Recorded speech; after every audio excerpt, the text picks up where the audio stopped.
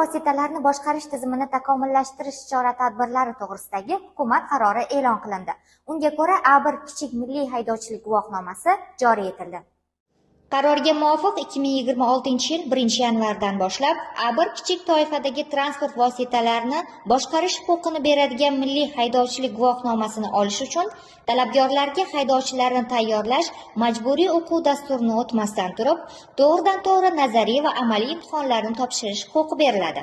Bunda talabgorlar o'zlarining ixtiyoriga ko'ra o'quv kurslarida onlayn yoki offlayn shaklda o'qishi yoxud mustaqil tayyorlanishi mumkin bo'ladi. Milliy haydovchilik guvohnomasini olish uchun talabgorlardan haydovchilarni tayyorlash o'quv dasturi bo'yicha o'qishni tugatgani haqida guvohnoma talab etilmaydi.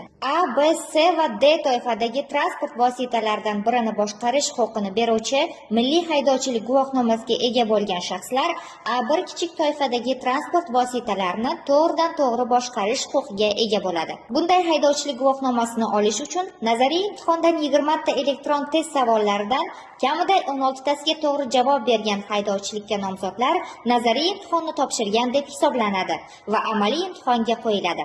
Imtihonlarni muvaffaqiyatli topshirgan shaxslarga A1 kichik toifaga kiradigan transport vositalarini boshqarishga ruxsat berilganligi to'g'risida ma'lumot aks etgan milliy haydovchilik guvohnomasi beriladi. Shuningdek, 2026 yil 1-fevraldan boshlab A va B toifadagi transport vositalarini boshqarish huquqini beruvchi guvohnomani olish uchun nazariy bilimlarni mustaqil ravishda o'zlashtirish mumkin.